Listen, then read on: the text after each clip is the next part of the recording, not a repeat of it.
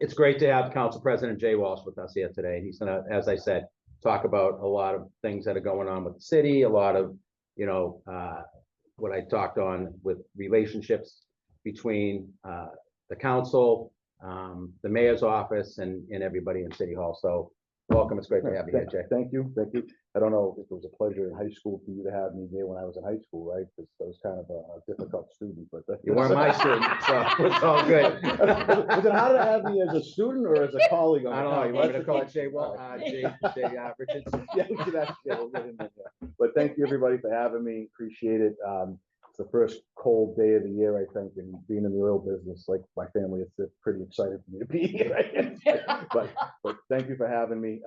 If anybody's heat goes down, call John's Oil. Yeah, call us. We'll send somebody from my office. I'll be here with you. So, but it's been great. I really like the relationships that we got with the new councils that we have. There's a lot of different perspectives that people are bringing. Like Rick had said when we were muted, that there's a lot of personalities that the council president you get to deal with. Not just council, it's just people in the city generally, people staff at City Hall. There ends up being some debate and conflict on some things, and you have to weed through them when you're the council president. But overall, I think we've done a pretty good job. I think everybody's kind of rowing in the same direction for what we would like to see in the city. We've got the paving projects that are going on. Rick and I were just talking about that. I know there's a lot of traffic. We'll touch on that a little bit and some of my feelings on it. But overall, we're going in the right spot. I think in the next couple of years, some of these projects are going to end up coming to completion. I think they're going to alleviate some of the issues that we're having with traffic. I think it also brings the new parks that we put money into. APA money, as you know, you were involved in yourself when you were a counselor. A lot of that money is going into a lot of our parks. The schools need them. The people need them. We found out during COVID, that this wasn't enough space for everybody to recreate in their own backyard. So the easiest thing for everybody to do was to split up the money in parks that needed it. So we get kids things to do, have opportunities to recreate, people to feel safe. The rail trail, an example, rail trail in my neck of the woods, because I'm not just the council president, I'm the ward counselor for Ward 7. That trail's changed my whole neighborhood. I mean, I've lived there for 45 years. I was born there. My wife doesn't get involved in politics, but told me single-handedly, if she had to pick something, that rail trail was the game changer for us. It's opened doorways for some of those parks to be able to get funding also. So Barry Park, and you've seen that the bleachers have been taken down. Those doors were open because of those connection points to other projects that allow you to apply for them. And those are all great things to see in the neighborhood. I think when we start to get some of I know there's been some problems with like overlap of school and sports playing. I've had complaints about neighbors. Some of the parks are being overloaded right now. We know that, but we just need everybody to bear with us.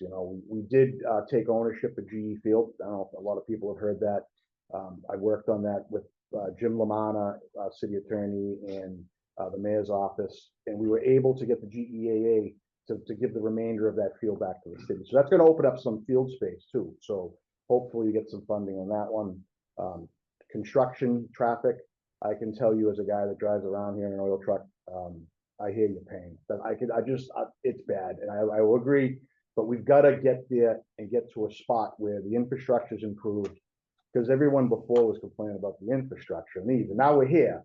We're doing it all at once, and I know that's what kind of stinks about it, I guess. But it's a result of kind of kicking the can for so long too. It is, and it's all being done at once, and we have to do it. I feel like I have this theory on it, just a personal opinion on it. It's been so bad that once all the construction goes away and the traffic goes back to normal, everyone's going to feel like this is great. Traffic's never been better, but it's really just the same bad traffic. But I think that once we get through some of those, I think we're going to turn a corner in the city in that way. The waterfront, we got things that are happening there that are just great. That park that's going to be opening up, the waterfront mountain, if you would, that's back there. There were some opinions on that and what was good, what was bad, but I think at the end of the day, you're going to end up with a premier park on the waterfront down there that people can build around. And I guess that's the hope for a lot of those new projects that are coming. Samuel's, there's just a lot of great things that you could see coming from that. So I know that's kind of my thing that we got going for right now. I know there's so much more. Does anyone have any questions on things? Well, or you know, comments? traffic Yeah. is Yeah. everybody's concern. Traffic, parking, and the last couple of months, where we had Jess Trapani in here Mhm. talking about parking. We talked about, you know, a lot of what's going on in the lots and traffic in general. And, you know, people saying now Lynn is an hour from Lynn. It is. It's true. And True. it kind of takes you that long to get from one side of the city to the other, but it's necessary, you know, and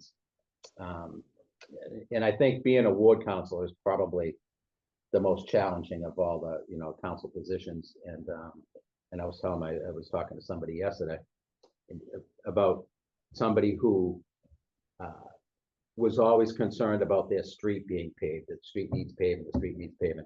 Now that they're paving it, it's the equipment's blocking my house. I saw And that. I have to park down the street and walk. So, you know, you have to go through those pains a little bit to get the streets the way that we need them to be. As every project that's a counselor so the project in your neighborhood as a counselor in your area, you know, people see the votes that happen to make a project go forward, and then they'll think, wow, what a moment, you know, the input from the neighbors and the developer or whatever.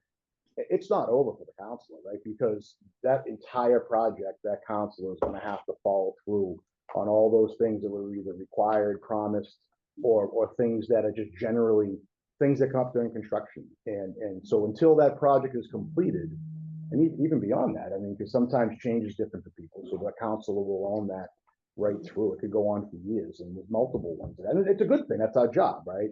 But there are responsibilities in that field that just continue to keep going and never end. And everyone has an issue with this or that. You know, my feeling on politics is that even though there's a citywide push for something that's going on, that's a bigger project or a bigger issue, for us, it's the small things. It just is. Like whether your sidewalk's broken, your tree's broken, the streets are full of potholes.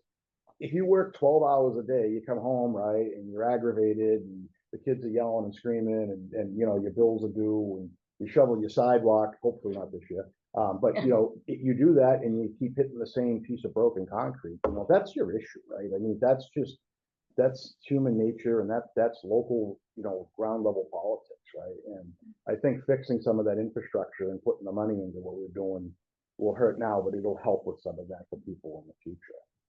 And you brought up some of the park projects. Yep. You know, I know one of the busiest parks in the city is Keeney, down at English, and that's been fenced off pretty much since the beginning of the summer. And it's a challenge with the football leagues and the softball leagues and soccer and everything else, but that and losing tech as well. Yep. Now those projects are well under construction, so that hopefully, you know, this time next year, when football rolls around, those parks are done, and done in a way that it probably should have been done years ago. You know, English being a big dust bowl because it didn't have proper irrigation and all that now it will. And some of the things you run into unexpectedly, right? Or maybe expectedly, depending on who you ask. My father seems to know where everything is buried in some of these fields over the years. We should have asked him, but one of the things we encountered was things that were, you know, these fields were filled, right? They were probably not prime real estate. They were pieces of land that nobody really wanted. The city took opportunity to put parks in them.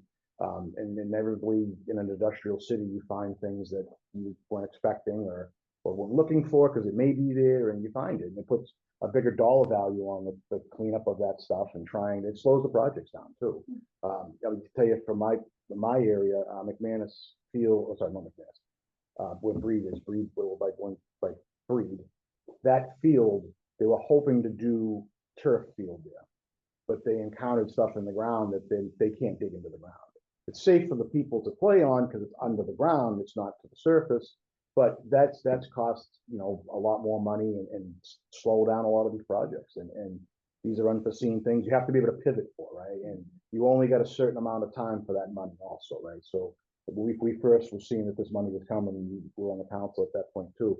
I had made the analogy for the 80s people, like it was like that movie Brewster's Millions, you know, like you're going to have all this money, it's going to be spent in a certain amount of time, right? And you're going to be under the gun for that. And I think we've done a good job managing it, trying to get it to the spots where it needs to be. The paving projects in the city, I mean, we've done more paving in the city than we've done ever in the history.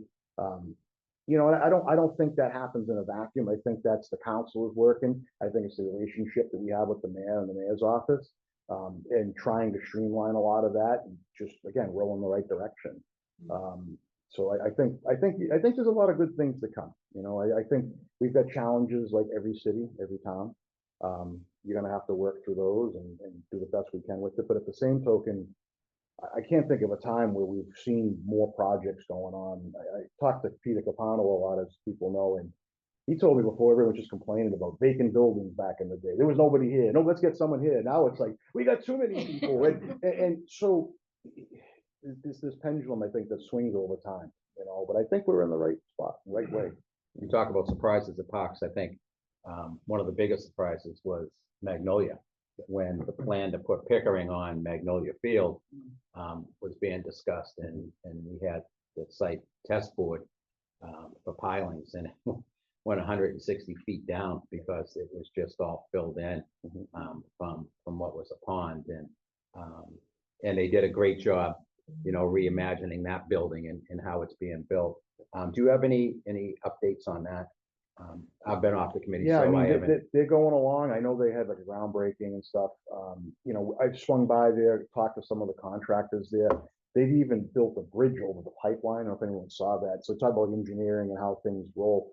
That water line that we know exists under the ground there, they built a temporary bridge so the equipment can go over without impacting it, which I just find wild that people are able to come up with. And I don't know, humans have been building stuff for millions of years, and I don't know, it's just cool that we've been able to come up with some of this stuff. And you're gonna have to be creative with whatever we do. City only has so much land, right? It's great to see that. I mean, we obviously know we purchased the Eastern Bank building, right? And that was a big thing. Everybody's like, oh, shouldn't you? Tax base, and these things go through all of our heads. And, I think it was a great idea. The debt service on the building was cheaper than what we were renting for space. How do you not, the numbers have to work, right? Just like in business, if they either work or they don't. So it worked. And I think that's the faster way to get another school open in the future. Take the Bennett Street, the old Union Hall, as we all call it, maybe open that up as a school again. I mean, there's no secret that we're not going to get schools fast enough, and the age of them. I think Dan Cahill, Rep Cahill, mentioned to me he bumped into someone down the Cape that their family member was here 60 years ago or something, and maybe a mayor of Lynn at one point. And the story was they went to the same school on Eastern Ave that's still there. And he said, "You're going to believe this, we're still using that school." And he's like, could not believe that was still the way it was, But we're making some inroads. And I think that, again, that doesn't happen in a vacuum. I think if the relationship with the council and the mayor's office and the agencies within the city don't work together like we are, then it's going to be even a longer road. There's a lot of stuff even on the state side that make it difficult, like environmental laws and things that we have to go through. There's NEPA reviews, if anyone's heard of those. Those have been a joy to deal with. Jim Cardell's laughing because he knows my opinion on that one. It just made it a lot more difficult to try to get projects completed in a timely manner. Quite honestly, I think the intent with some of those things are always good, but they don't always, get to where they should be, and they get pulled apart and construed. So, Did you just like Dominic? And we're talking about infrastructure, and a lot of projects hopefully be wrapping up, but there's a couple of big ones. I mean, Broadway, Linfield Street's buttoning up for the most part. Broadway's still in process.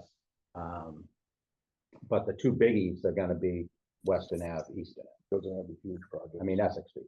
Those are going to be huge projects. I guess the only thing I can say is that I'm just glad they're not happening right now at the same time as the other two projects.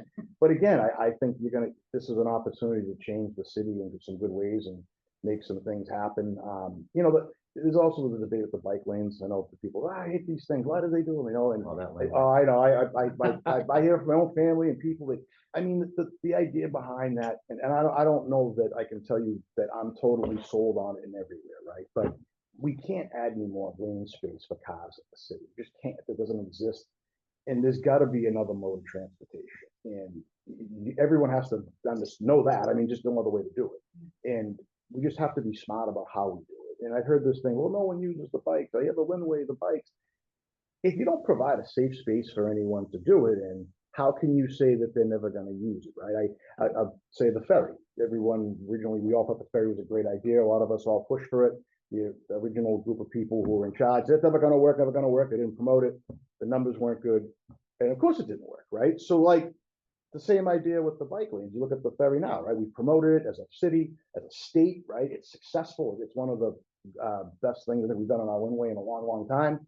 And I don't know, the bike lanes will be the same way. Like people feel safe, they want to use them. You'll see an increase. If they're not using them, they don't feel safe, then they won't be successful. So, you know, I hear people, I see it too. I drive a truck. Like I can't get any more into traffic and understanding of the situations because you try to avoid it and it's everywhere. But I think as we get on with these projects, it's going to get us to a better spot. So they're not just, you know, looking to a year, we're looking 5 years out, 10 years out. You know? So, Jay, we've been such a hotbed for development in recent years. And I know that one of the first places developers go is to your office to talk about whether or not you or the councils will be on board with certain projects. Is that still happening in It does. recent numbers? It does. So one of the, just to be clear, one of the things that's happened over the years is that when that happens, everybody's involved, right? We have Aaron and his team from the, spit it out. Thank you, the planning department, sorry. And, you know, they've done a great job and they've been a resource to us. As a counselor, you know, I could tell you about a lot of history things and my opinions and what the neighbors are saying, but from an engineering standpoint, to have an office like that to go to, it just changes the game for us. You know, we get a lot more input, a lot more knowledge on things you can and can't do. So when we have those meetings, it's involving them too, right? And it's not just the council or the board, although they play a huge part of that, you know, and that has to be that way. But we have those resources that we go to. We keep in line with the mayor too, making sure he knows what's coming down the pipeline. Because if this ends up being a divide and conquer situation where people come to trust the mayor or trust the councilor, the city's not going to benefit from that, and that slows down things and creates personalities, in my opinion. So I like the idea that when people do come, there's a boilerplate for how we do that now, right? Where before it wasn't always clear for developers and outside people, and even inside people that want to come. Like And Jim on the meeting is involved in a lot of that as well. Correct. Yeah. So that's kind of how it goes. We've had a lot of projects come in. I think things have shifted a little bit. You know, I think we're looking more towards, you know, or maybe not shifted, but at least looking more towards bringing job creators here. I think, you know, there's every piece of land here, we're looking at putting housing on at one point because the market was driving to that. And there's a big need in it. But at the same token, how do we create jobs, right? I mean, and, you know, I had worked in the GE for 16 years. We all know what was there. There was 10,000 people there at one point, you know, and that type of job is still there, not in the abundance that we would like to see, but how do we shift gears in the city to try to bring in jobs that people can have, you know, good paying, livable wages at? And you look at the gear plant site, and I think we're pinning a lot of hopes on that site, and I think rightfully so, you know, and hopefully you get that type of mix developed. I mean, when you look at all the housing that's been developed in the city, pretty much all of it at one time was a commercial site. It was a site, you know, that there was a business in, that people went to work every day in. And once you lose commercial space, it's tough to bring it back, just because of zoning. So it would be great to see jobs. Yeah, I think Aaron and Jim Cotto, I think he's been involved in it, but they've been pushing even for, like, you know, say the Samuels project, which is the one near the river on the edge there, but some sort of component underneath for retail space of some sort. Because like you said, it may not be warranted right now in the numbers for the developers, but that's not to be said that 10 years down the road, 5 years down the road, that's not going to be a viable option then, right? And you'll never get it back once it's not put in place. And I think, you know, to the credit of Aaron and his team and people who have looked at it, we've made those adjustments to what we're looking for in these development projects. But it's this in the next probably 5 years, I think you're going to see some unbelievable things come. I think you'll see some problems too, right? There'll be unforeseen things we didn't think of, or, you know, everything has a cause and a reaction. So, but I think at the end of the day, there's some big changes happening. I mean, some of those pieces of land on the Windway for my whole life, I think 45 years, I mean, taken. nothing's been on it. I mean, think about that, right? So finally something happened. So I think that's a testament to the government and our city working together. You know, as we talk about commercial space and jobs, one of the things we had Aaron in last month, and we touched on a little bit, and when I saw Santiago from King Movers come in, it kind of popped it back in my mind that, you know, we have issues, and this is kind of like dealing with the last couple of months where we had Jess in and Aaron in, but parking situations where you have commercial vehicles and residential lots, and then you've got businesses like Santiago's where they struggle for places to park their equipment and all that. Those contractor type environments seem to be drying up, and for lack of a better place to park vehicles, we're seeing construction equipment parked in neighborhoods and everything else. You know, is there any potential to maybe come up with a space where it's, you know, it doesn't look like a junkyard from a place like at the end of the Linway there by the bridge, or where folks that are in the construction businesses and moving businesses and the like to be able to put their equipment. Yeah, I think they have in some ways done that, right? So the old Garlic Farm site, sorry, Jim, the name alludes me, but for the people that A.W. Perry, thank you. That, you know, in a temporary situation back there in a huge piece of land, they have a lot of those type of businesses there. There's been situations, I'll give you over by Market Basket, you see the lots over there that Mr. Demarcus owns, and there's some of those small business people over there. And you're not going to make a mess of Mr. Demarcus. Yeah, I can tell you that. He's a very about making sure it looks cleanliness for the neighborhood. And we have done that. You know, there's a need for it because it's not just Lynn that's having the problem. Everett, Revere, all these places are eating up space, and some of these people are coming from those other cities and towns, not just Lynn, and they're looking for space. They got nowhere to go. My brother-in-law works for a place behind Teddy Peanut Butter. It's a big industrial area back there, and there's trucks parked everywhere, and those spaces are being eaten up by development, and those people are looking for a spot, so they're coming to places like Lynn and things. So I think it's an issue that we're seeing regionally, not just in the city of Lynn. And I think we've made some spots for people to try to get there, but there's such a flux of it. And even entrepreneurship's kind of up too, right? So you got a lot of small business people buying a truck, trying to make it a go. They start out at their house, you know, whether they should or not, but they do. Everyone kind of does, and then all of a sudden get to a point where they're too big for that space, you know, and that's where the neighborhoods start having the issues with it.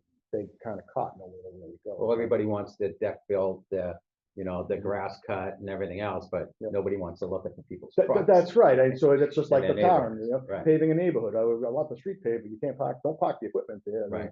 So I think there's a way to do it, and it's a problem regionally and not just locally. But I believe we have provided some spaces. Long term, I think that's something that the planning department's going to have to look at and find out what it is and where we should be able to do that. Anybody have any questions for Council President? Yes. Curious where we stand on zoning updates. I know the city did within the state passed housing law, talked about accessory dwelling units and that kind of thing. And then it's kind of like on each municipality to sort of figure out what that looks like in terms of dovetailing with that. I think. Yeah. I don't know if people can hear that at home, but so the question is about the MBTA Communities Act more or less and how that changes the zoning and requirements for us. So it's coming up on the next council meeting. We're going to have to look at that. Most of our central business district and what we have here now already meets those requirements. There are some adjustments within it. I think it's particularly with bedrooms is what we're going to have to make some adjustments on. The Communities Act says that we can't restrict them to single bedrooms. And I don't have all the info in front of me to tell you everything. So, but one of them is they want to be able to have multiple bedrooms in each one of these apartments, which it poses a problem for these schools. I mean, it's a reality. But that's the one adjustment that I think we're going to have to make that I see coming. Yeah, I wasn't actually talking about the Communities Act. It's like the Affordable Housing Act that was just came out last year. And then one thing is it says that homeowners can add accessory dwelling. Oh, accessory dwelling. Yep. So I know the planning department's looking at that. Yeah. It's going to affect areas for what is it? and not in the area that has 2 or 3 families. It's gonna mainly affect the zoning that is where the single families are. Mhm. That seems to be where it is. And I know Aaron and his team have looked at that. They brought that up. I called and asked about it because it could be a good thing and it could be a bad thing, right? It just depends. Like, I think the intent of it is to try to allow families some more expansion. If grandma needed to still be able to stay there with the family and have those in-laws in some ways. But there's gonna be some discussion about how does that happen? Is it an attached accessory dwelling, or does it have to be a detached? But that's stuff that Yeah, we are like looking for at. utility hookups and all these. That's right. How does that work? Can it go through the existing home? That happened years ago. Houses in the rear, people built houses on property. The utilities went through the existing home and then they got split up. And then all of a sudden, now they have to separate them, right? So there's a lot that goes into that, but the planning department's on that and they're looking at it. And, I think there'll be situations, people happy with, people be upset about it, I think, that's a. I mean, a lot of people, have kind of had this argument, back when I was on the council, when people in R1s wanted to convert their dwelling to, and one of them was across the street from your house, to a 2-family. Mhm. And I would always say, when you bought your home, it was an R1, and I'm not gonna support it, being converted, because people do pay a premium to live in areas that are less dense and where they don't have cars parked all over the place and they're not parking, way down the street, because now we're easing off the parking requirement. So I think that's quite a tightrope. Yeah, it's gonna be. We can thank our friends at the state for that. But I mean, we talk to them a lot too about it, trying to understand what was the intent of the original rule, and like Rick and I were talking earlier, there's all these laws and rules that come down, and the intents are always so good behind them, everybody likes it, but we don't always see what are the cause and effect of it, So those are The unintended consequences. Yeah, we all see the housing crunch and Mhm. the good intentions there. Yeah. It's like the paving thing. It's like, I would love to do an extra cash, pay my mortgage, or putting a little shed and renting it out to someone, but I just don't want my neighbors. Right, exactly. It's a good point. I mean, That's right. That's right. I think that's gonna be actually a growing industry. My niece's husband down the Cape started doing that with the small green energy type small homes, accessory structures that almost cost nothing to run, the way that they're built now with the HVAC heating systems and windows, and roofs, and solar panels, and they pretty much run for free. It's not good for the oil guy. But Any other questions for Jay? I just want to make a comment on the rail trail that I think it's amazing. I've had friends that have gone from Lynn to Encore, had dinner, Yep. rode their bikes back, and the hope is with the park down the waterfront that it's going to bring people from that end of town into Lynn. It is good. It's going to change that dynamic of how we get from place to place. My hope, and I don't even know in my time in this spot if it'll get there, but we want to connect that rail trail to the waterfront. We want the rail trail to be connected to a future rail stop at the gear plant site / behind the old Union Hall, Bennett Street area. And we've met with people and planners and walked that trail down there and talked about how do we get from the elevation behind Westland Auto Service down to Bennett Street. That bridge is a problem, right? The trucks keep hitting it, but I think National Grid would like to bury their gas line there from what I was told. And that may be an opportunity to lower the grade and get some of that in place before the rail stop comes. I mean, that would open up so much possibility for those neighborhoods back there for transportation to whether it's Boston or anywhere, right, on the commuter line. I mean, it just changes the dynamic. So hopefully we can continue to push for that. Like, I know that eventually they want to do the 1A bridge over. We're hearing they're starting to grumble. Hopefully not until the Fox Hill Bridge is done. But They better not close it. yeah, let's wait to one to the next. But they want to put some underpassage under the new bridge from the gear plant site over to the Samuel site. So that's all stuff that's being discussed. It just needs to be there, but you need to be those connection points. Because if the rail stop goes in over there, you want the Samuel's project to be able to go back and forth. And you want neighborhoods that are here now, not just people that, the new development we love to have, and we all talk about, we strive for, but there's existing businesses here. I don't want those to be forgotten. And I don't want, people who have been living here that aren't the new people coming in, if you would. I want to see that, to have those connection points. It's really important to build those neighborhoods together and not just separate from each other. I think what would really help the waterfront is when everybody's eventually got their boardwalks in place. Mhm. You know, we had an EDIC meeting yesterday, and one of the things was to do the EDIC portion of the boardwalk so folks can walk to the ferry terminal, but it's still all dependent on, you know, the one behind Clock Tower. Getting that done to join the breakwater walkway to the EDIC walkway, and then people will be able to get right to the ferry terminal, but then be able to continue that. So when you do, if you are a biker or a walker or whatever, and you hit that point at the one-way where breakwater is, to be able to take a boardwalk and, you know, and connect all the way down to the harbor park. And I hope that happens. I mean, it's not my district, but being a guy who grew up on the waterfront, you know, I've been really passionate about it. And we've had some discussions with the owners of that property for the last 3 to 4 years, because the boardwalk should be in place already. And they've assured us they're gonna put it in. It's just trying to get them to pull the trigger and get it done. And really it only benefits them to do it because the building at the breakwater is theirs, and connecting it to the ferry terminal makes it better for their people that are in that area. So it's gonna get there. There's been some, like everything, any development on the waterfront is difficult because it's very hard to get permitting to do. The permitting is very strict to do. So those are things that slow down things, you know, and it unfortunately, you know, takes a long time and a lot of money, to be honest, too, to develop. That's why some of these sites haven't been done over the years. It's very challenging to do, you know, not even from a local level, on the federal permitting and even from the state permit. It's a very, very difficult thing to get through, time consuming. So, but I can see that the pieces are gonna come together. It's coming. Okay, great. Any other questions? Yes. My name is Leighton O'Connor. Only been working in Lynn for about a year for Elliott. Yeah. I'm not involved, I'm not up to speed on how things work with development. I was very up to speed on developments in Beverly and involved in some of the real estate projects. And every new development had affordable housing. Mhm. I understand the development next to Walmart doesn't have any affordable units. I contacted actually a developer, Mhm. and I'm wondering how that works in Lynn with new development. Are they required to have Yes. affordable units, or how does that all work? They are, but I believe that project, their permit was pulled before the new laws went into effect. See, some of these projects, people see them and they think, well, it's been about a year. That project could have been in the works for 5 years, you know? So the one next door to that, Samuel's project that we're talking about, does have a component to it.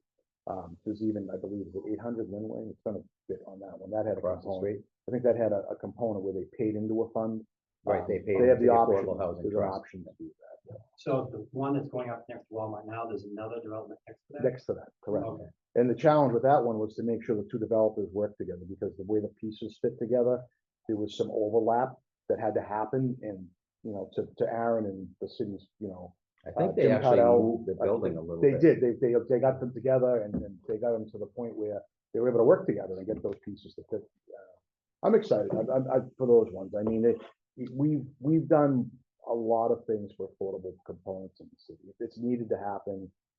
We had some great debates on the council. I mean, even you and I may have had some great debates. It's a problem for people living here. I mean, in my own family, at times, I wonder how people within my family, how do they afford to be here? It's a lift, you know. But it's not, again, it's not just here in Lynn, it's everywhere. And we've done some things to try to soften that, but it's such a deep hole that it probably just feels like a cup of water in a swimming pool, you know. But there's light at the end of the tunnel, I think, in some way, you know. Yeah. So when was the permit pulled for the building that's going up now? Offhand, I don't know, but it had to be. That, I mean, that went way back, it goes way, when- way back. because Pat was originally a pulled Pat. that before he sold it. Mhm. So that was basically by right. Mhm. And when that new, the new affordable housing, correct me if I'm wrong, requirements went into play, a lot of developers went down and pulled their permits before that date. Yeah. Just so they could stay as market rate. Mhm. And when the initial zoning was done, you know, a million years ago, that was what it was designed for, was to increase the amount of market rate housing that we had in the city, to try to bring people with more disposable income in, and hopefully start growing some of our businesses and our restaurants and all downtown.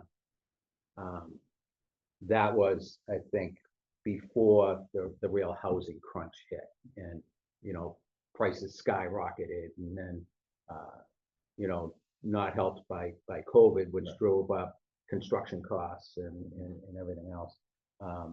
So now there is that requirement, and we are gonna have the developers from, I always call it the Harbor House site, because I'm that Yeah, old, here in January. But that is going to be a transformative project. Yep. That will change what you see when you come in over that bridge from Revere into Lynn. I think it's gonna be a great project. 850 units, but of housing, but I think it's gonna be a transformative project. Any other questions? Santiago, did I see your hand? Oh, yeah, sorry. Good morning, everyone.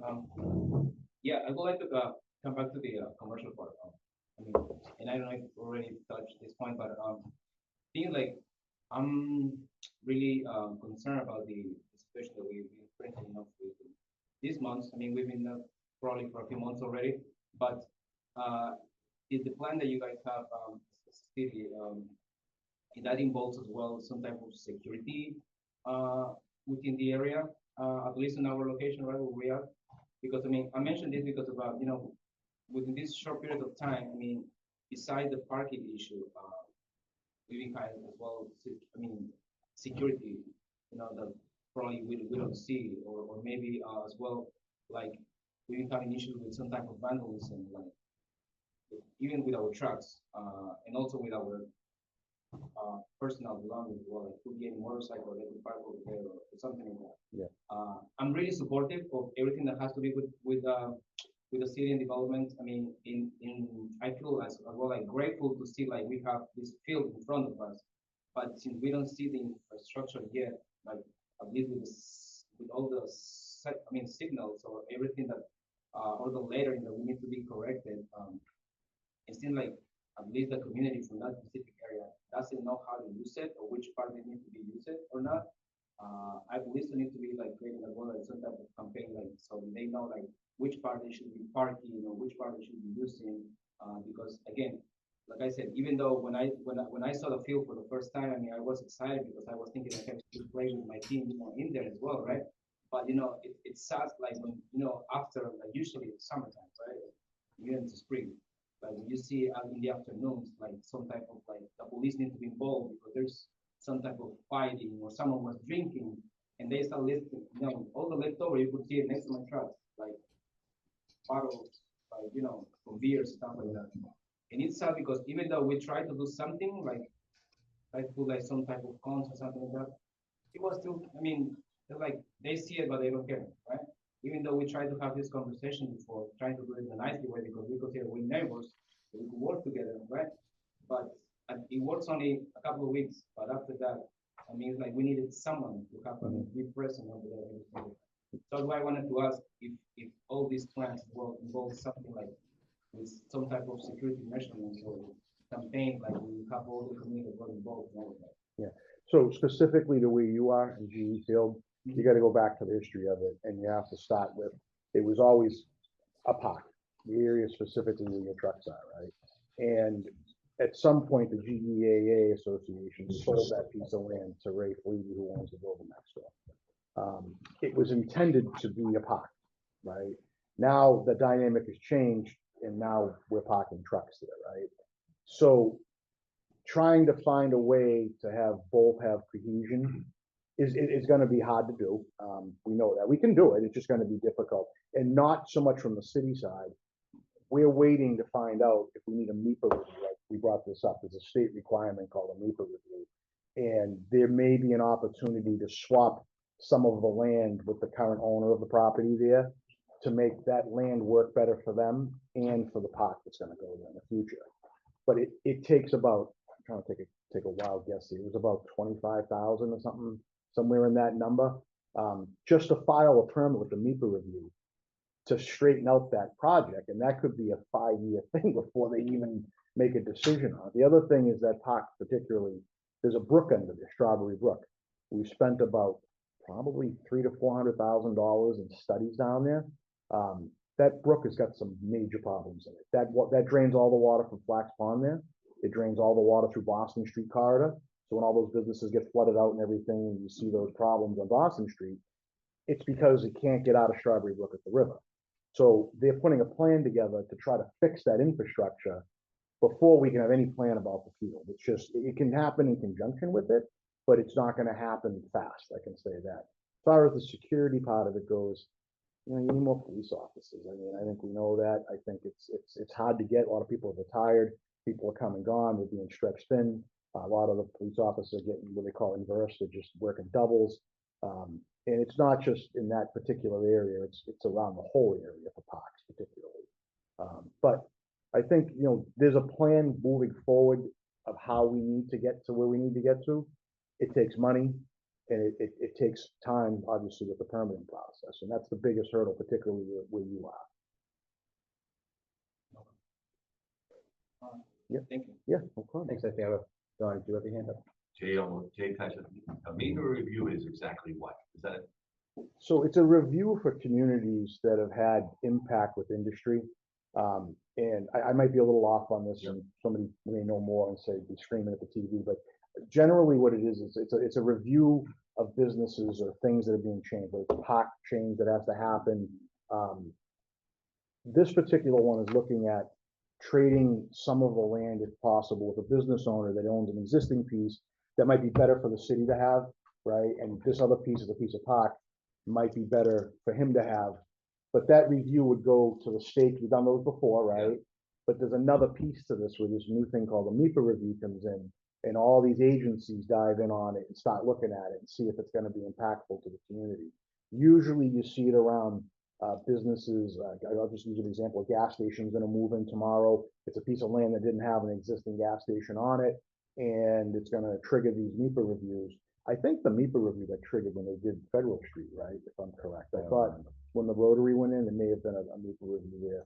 But so these requirements, and they take a while for the red tape to kind of play out, I guess, you know, and it slows things up considerably. state review? Yeah, and I know the intent behind it was to try to protect people and make sure everyone has a fair shot at seeing it. But I think back to what I said about laws that had good intents and how they're being used or how they were implemented. Sometimes, in my opinion, at least, they don't always, you know, come in and makes it harder to get things done. So a lot of those projects that you see have to go through MIPA review. Any other questions? I know there's some controversy around KIP wanting to expand. Mhm. That's not really a city thing, the East thing, right? But what's the city implication of that? I'm not against. Yeah, I mean, or $28 million opposed. out of the city school budget's not gonna help anybody, regardless of what anybody's feeling is, you know, there's a lot of passion around it. Like, you can understand like the drive to try to have more opportunity in the city, but at the cost of the public school system, particularly the budget, it just doesn't work.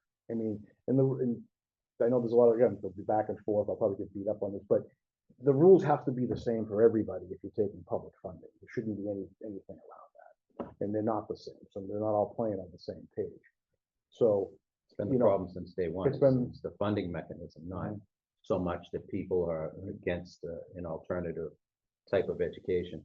It's when the state, Mhm. so, you know, the money follows the student. And then some of the things that are unfair is when you pass that October date and, you know, that school decides that kid's not right for that school, they send them back to Lynn or whatever city they're in, but they keep all the money for the year. Mhm. And so now, you know, Lynn is now educating that kid for nothing because the money stayed with the charter school. So there's that, and then how much money's coming out, you know, but then on the other hand, you look at how we are with the schools and how overcrowded our schools are, how old the schools are, and how many kids are in KIP, what started on Bessem Street at Holy Family Church, and how that's grown into the facility in the Highlands and the Blood Building. How would we have fit those kids? You would they play a role here. I mean, and like the idea that there was kind of feeling like, well, are the kids feel that we're supporting them or not? we do, we support those things, and I felt that way at Tech sometimes, when we went to Tech, nobody, I mean, 10 years ago, nobody even wanted to talk about Yeah. Tech school, right? I mean, and now all of a sudden, everyone shows up bearing gifts, right? I just noticed we got more money in the school, and, you know, if I could give Rick and a few of our colleagues some credit on that, we pushed really hard on that, you know, I mean, and, you know, I think the problem comes down to how do you allocate those resources that are so small, dollar-wise, right? And then say to the kids that you know, are left behind in some ways, and the schools that are overpopulated, don't have enough teachers, and we can't fund them. Well, sorry, I had to give a portion of the kids that got picked out of a hat that they were just lucky enough. Like that's just not a good example, and it's not fair. It's just in my eyes. But you know, and that's not a dig on any of the kids that go to those schools. I'll tell you right now, last week we had a cleanup, right? Kip sent a whole bunch of kids down there to clean up, and those kids have been good kids. They're all, and even public school kids. We had all types of public school kids on there, but End of the day, they're Lynn kids. they're Lynn kids, and the problem is how we allocate that money and resource. It's just not, it's not playing by the same rules, and it's not fair. That's really what I come down to. And I don't, you know, there's a lot of opinions even within the council and passions about it, but at the end of the day, I don't think you can take $28 million out of the school budget in the city of Lynn and then come back to us and say, well, what are you going to do about public schools? Yeah, it'd be cool if we tweak those. It would be great. mechanisms a little bit, And that's been the because argument on the since one day hand, it could one, be like, but it's hey, just never been a free fixed. building, it's really overcrowded. Right. But if you just, but that October problem, the fact that they can kind of pick and choose which type of students expected, those do seem months out. It feels like there's gotta be a solution. So say we've got a space issue, but let's balance the funding out or something, you know what I mean? Right. But it's a big problem. And that's at a level, you I know know, it's much not- higher it's- than it's- Jay Yeah, or the school committee or broader issue. the mayor. Although we're glad to be there and try to fight for it and make it work, right? But you're right, it's elevated slightly above us, I think. that way, Right. So, And it's been a problem since day one Mhm. that they failed to address it at that level. Anything else for Jay? I know he's probably gotten about 25 phone calls this morning. My heat don't work. I think I turned mine on for the first time last night. I'm always that. I got You about know. 6, and I got a text from Diane Badger who wants to know about the Christmas tree for the Lynn Tech Christmas tree. Oh. Fair, so- Well, we got that Saturday too. It's a good plug for, thank you Yeah. to the alumni of Lynn Tech. Yeah, Jay yeah. and Rick, thank you both. There's still time to get a tree in if you want to. Could I just say one more thing real quick before we leave? I just want to thank the firemen with the Lynn Woods fires we had. I know that the forestry department, they came in, fire guys, our local guys worked really hard. And you know, that wasn't an easy fire to fight. It was, everybody had to deal with it depending on which way the wind blew. I just want to give a shout out to Dan Small. I got to ride up there for about 2 hours the other day with him, and the work the volunteers did up there the year before, cutting fire lines, saved a lot of the woods. We should all know that. And also, I think the restriction that we put on those woods allowed us to bring in resources from the state. So just, you know, kudos to all those guys and great that job, organization. everybody Yep, containing did a that. great job. And I have to say, to be a proud Lynn resident, and the Lynn Fire Department put out a call for snacks and water and Gatorade. And after the first 2 or 3 hours, they had to send out another thing saying, we got too much. Yep. So, I mean, that's just did Lynn good. for you, like, that they had to put that call out. I went, he put the door up when I was carrying my stuff in, and I looked at the mountain, and Stuff. he's like, No, it's been nonstop since we Yeah. put it out there, so that's a good feeling. kudos to the city of Lynn. Yeah. My daughter and I went over and got some. Yeah. Yep. It was a Piling up, pile. it's piling up. The DPW also sent some people up there on Sunday with loaders clearing roadways so they could get up there. And another example of, you know, I know everybody kind of feels the government's not always functioning in the ways that they wanted to, but it's working, you know, here locally, cross those lines, and we're getting people together. Sad, I'm waiting to watch the deer come walk it Saw out. one, Yeah. saw one when I was up there, jumped right through the woods, me and Dan. I'm like, oh, look at that, Oh, oh. So it's sad as the wood's burning. If you ask Dan Small, who's an expert, he'll tell you that there's a lot of benefit to what happened. So let's look forward to next year, and the regrowth comes in, and I think you'll see some improvements there. You know, Dan does a great job. does a it's great job. amazing they've continued. My Government Affairs and Economic Development Co-Chair, Glenn Morris, is on the Zoom. Glenn, is there anything you want to add? I just like to say, I think this was a wonderful report this morning. And a couple of things I would add is Tommy McGee talks often about riding the bikeway to the casino. So you got at least one big fan there. The other is that in terms of the accessory apartments, the planning department might want to look at a number of the western suburbs that have been dealing with the accessory apartment issue for about 40 years and have finally come, it only took 40 years, have finally come to a resolution that most people are happy with. There's a bunch of work that they've done, Brookline and Newton and Wellesley. Oh, take a look at that. I'll go and look at it. But Thank- congratulations, this was wonderful. okay, Thanks, Glenn. Okay, with that, we'll let Jay, Just a Right. couple of announcements. All right, a couple of announcements for the chamber. We have tomorrow at Lynn Tech, the Institution for Savings is looking for volunteers to come and do a credit for life for the juniors in Lynn Public Schools. On Monday, they'll be at Lynn English, again, looking for some volunteers. You can go right to our website and we'll be able to connect you with that. We also have next week on Tuesday, we're having a lunch and learn at Incubator Space. That's at 614 Washington Street. That'll be put on by Incubator and Mindful Negotiating, teaches negotiating skills. There'll be lunch provided by Phoenix Lounge that day. So go to our site, sign up. In December, the Women in Networking Group is hosting, Christine can maybe speak a little bit about this, the boxwood tree event where you can make a boxwood tree. That's gonna be at Salvi the Florist on Western Ave. tree lighting. What's it? At Tree the lighting. Tree lighting's festival. coming up next Thursday night in Central Square. A lot of stuff on our website. And again, these two alumni of Lynn Tech, they have their festival of trees going on. My son's a current student there, so I definitely encourage you all to go down and support it. It's a great event. It's the 10th year you've been doing it, It is. and it benefits the alumni, the kids that are graduating from Lynn Tech, Yeah. which we definitely need those tech students out in the workforce. That's something And I it's hear become lot a about. great holiday tradition in the city of Lynn. It's amazing. People come with their families and, check our Facebook page as we have different visitors from Santa to typically a Buddy the Elf, What do you? AKA. Danny the Elf. Christmas parties. And it's a great time and a really good time to get into the holiday spirit. So with that, thank you, everyone. If we don't see you before then, have a great Thanksgiving and hopefully we see you at the next meeting. Thank you. Thanks, Jay. Great. Thank you.